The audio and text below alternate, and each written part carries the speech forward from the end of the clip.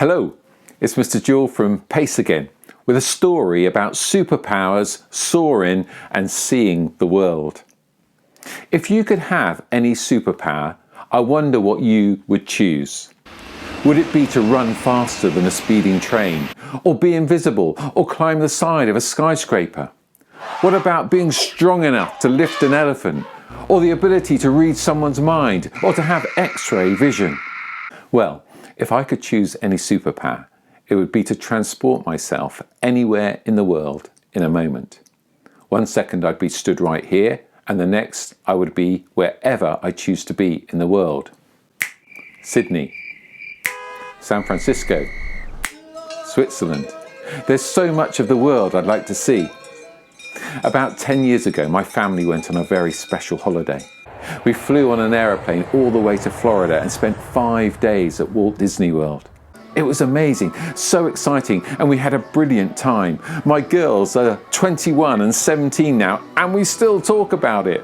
We talk about the things we saw, memories we made, and especially the rides that we went on.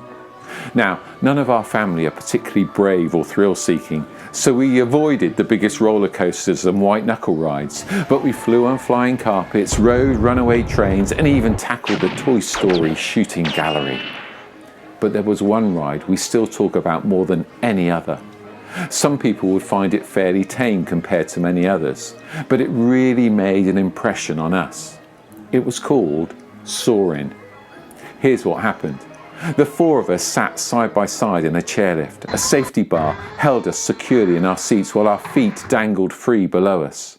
As we lifted off the ground, we could see a massive screen stretching from side to side and floor to ceiling in front of us.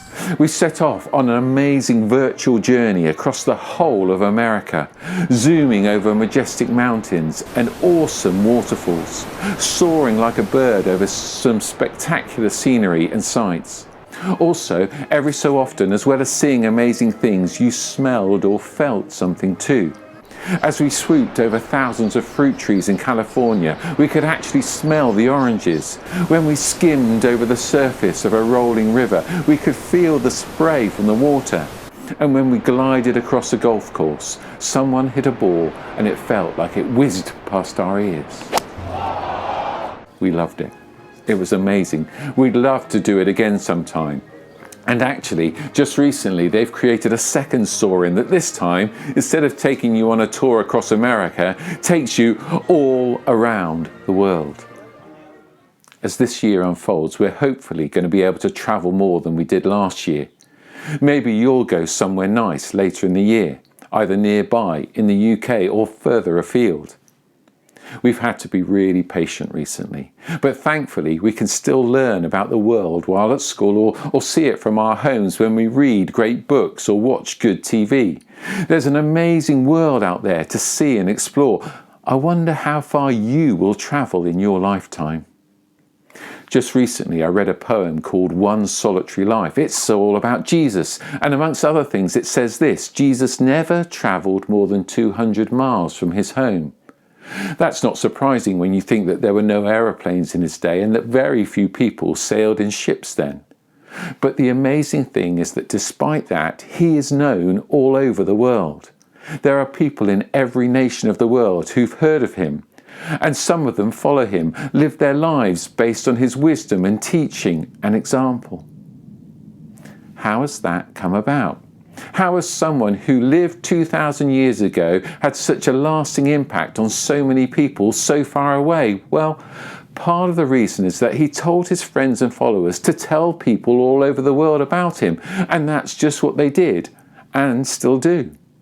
His life, his words and actions were like a pebble in a pond, spreading out from Galilee where he spent the end of his life, all across the world, even as far as where we live today. Whatever you think or believe about him, he has certainly made a big impression on the world we live in. Now, you and I will never be able to have the amazing influence on the world that Jesus has. But I wonder what sort of impact our words or actions might have in the part of the world where we live. On the people nearest us, the rest of our class, the rest of the school, your family, your neighbourhood, your town. Wouldn't it be simply super to have the power to make a difference to the world around us? Well, one of life's simplest but significant superpowers is something we can all do. The Bible says this in the book of Proverbs.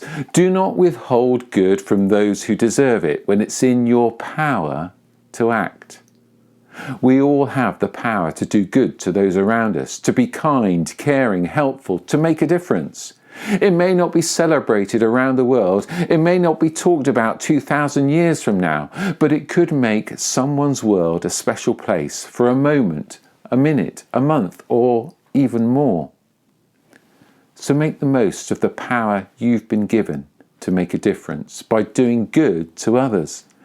That power is something really special. We could even say it's a superpower.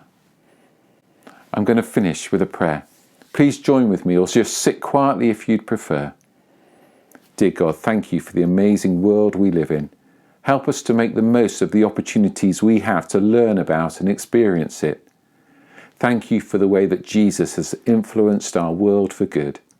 Help us in our own small way to follow his example and show goodness to those we encounter in our own small parts of the world too. Amen.